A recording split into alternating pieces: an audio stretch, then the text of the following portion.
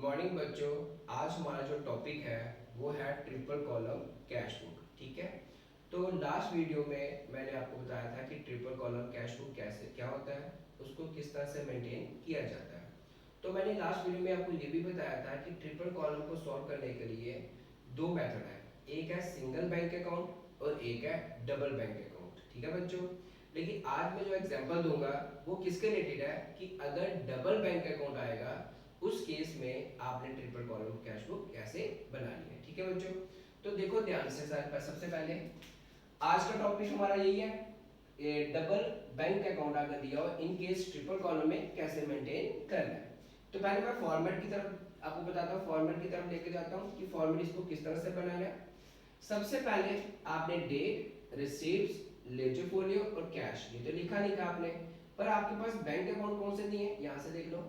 एक एसबीआई दिया हुआ है, तो यहाँ पर लिखा एसबीआई का मतलब क्या है, स्टेट बैंक ऑफ इंडिया। और दूसरा कौन सा दिया, पीएनबी, पंजाब नेशनल बैंक, ये अकाउंट आपको दिया हुआ है। तो ये अंडरस्टूड हो गया कि यहाँ पर दो बैंक अकाउंट दिए हैं, इसका मतलब ये ट्रिपल कॉलम का कौन सा केस है, सेकंड केस है, वो है डबल बैंक अकाउंट। ठीक है बच्चों, फिर से हमने बनाया date, payment, ledger folio, cash, SBI account और पीएनबी बैंक अकाउंट, साइड पर डेबिट एंड साइड पर क्या लिखा, क्रेडिट लिख दिया। It is a format. ठीक है, अब देखो ध्यान से, मार्च फर्स्ट को जो ओपनिंग बैलेंस था कैश का कितना था 9500, एसबीआई का कितना था 20000 और पीएनबी बैंक का कितना था 40000 था। तो ये हमारा ओपनिंग बैलेंस है। तो आपको पता ओपनिंग बैलेंस हमेशा कहां शो करते हैं, डेबिट साइड, क्योंकि it is a part of asset. ठीक है, तो यहां लिखा March first to balance brought down, amount कितना है 9500, ये आ गया 20000 एसबीआई का और पीएनबी बैंक का आ गया 40000। ठीक है बच्चों, ये हमने ओपनिंग बैलेंस मेंशन कर दिए। अब देखो ध्यान से, कैश सेल, कैश सेल का मतलब हुआ कि जो आपने गुड्स सोल्ड किए हैं वो कैश के थ्रू सोल्ड किए हैं। तो मैंने क्या बताया था कि जब भी कैश बुक आएगी आपके माइंड में सिर्फ कैश के बारे में ही होना चाहिए। अगर आप गुड्स सोल्ड कर रहे हो इसका मतलब पैसे आपके पास आ रहे हैं, तो उसको कहां शो करोगे, डेबिट साइड यानी कि रिसीव्ड साइड शो करोगे।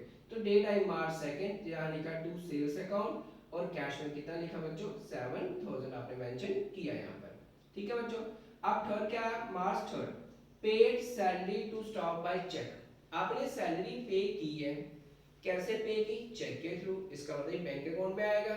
पर कौन से बैंक अकाउंट में आएगा वो देखो ध्यान से, आपने सैलरी पे की चेक के थ्रू, पर किस बैंक से की है, एसबीआई बैंक से की है। इसका मतलब क्या हुआ कि आपकी पेमेंट हो रही है, पैसे आपसे जा रहे हैं, तो इसको आपने क्रेडिट साइड लिखना है, बाय सैलरी अकाउंट। और कौन से बैंक में लिखना है बच्चों, एसबीआई बैंक में अमाउंट शो करना है इसका 4000। ठीक है, उसके बाद आया कैश डिपॉजिट इनटू एसबीआई। तो मैंने आपको लास्ट में भी कंट्रेंटी पढ़ाई थी कि कंट्रेंटी जो होती है जिसका डबल इफेक्ट आता है, तो इस केस में भी इस एंट्री का डबल इफेक्ट आएगा। क्यों, क्योंकि आप कैश डिपॉजिट करा रहे हो, कौन से बैंक में करा रहे हो, एसबीआई में। अगर आप कैश डिपॉजिट कराते हो तो बैंक क्या करेगा, उस पैसे को रिसीव करेगा, यानी कि एसबीआई बैंक अकाउंट दिया टू कैश अकाउंट। ठीक है, तो एसबीआई बैंक अकाउंट कौन साइड है, डेबिट साइड है, एंट्री हम कहां डालेंगे, डेबिट साइड। तो ये नाम किसका लिखेंगे, टू कैश का, तो लिखा टू कैश अकाउंट, यहां लिखा हमने see, it is a counter entry. Amount किसमें लिखा बच्चों, एसबीआई में लिखा, कितना अमाउंट लिखा 3000। फिर कैश देखो कहां लिखा हुआ है, क्रेडिट साइड, एंट्री हमने क्रेडिट साइड लिखी, पर नाम किसका लिखा हमने, एसबीआई का लिखा। मैंने सीधा सिर्फ बैंक अकाउंट लिखा हुआ है, अमाउंट किसमें डाला मैंने, यहाँ पर कैश किसमें डाला, कैश में। ठीक है बच्चों, क्योंकि कैश कौन सी साइड है, क्रेडिट साइड है, तो एंट्री क्रेडिट साइड आई, नाम किसका है, अपोजिट का, तो यहाँ पर लिखा मैंने सी, अमाउंट लिखा मैंने कैश में 3000, क्योंकि कंट्रा एंट्री आप ऑलरेडी पहले भी कर चुके हो और कंट्रा एंट्री आपको आती भी है। ठीक है बच्चों, अब लास्ट एंट्री को ध्यान से देखना, अमाउंट ट्रांसफर किया एसबीआई से पीएनबी में। कहने का मतलब क्या हुआ कि एसबीआई बैंक से हमने अमाउंट ट्रांसफर किया पीएनबी के बैंक अकाउंट में।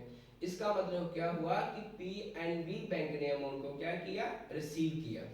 अगर पीएनबी बैंक अमाउंट रिसीव कर रहा है इसका मतलब पैसे उसके पास आ रहे हैं, तो पीएनबी बैंक में हम कितना अमाउंट शो करेंगे बच्चे 2000, और नाम किसका लिखते हैं, एसबीआई का।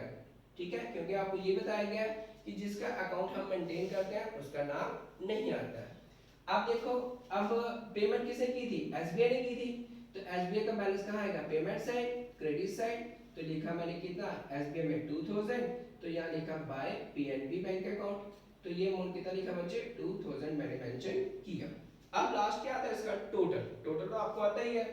इसकी डेबिट साइड क्या टोटल किया 16,500, 16,500 इसमें से 3000 को माइनस किया 13,500 मेरा क्या आया क्लोजिंग बैलेंस आया।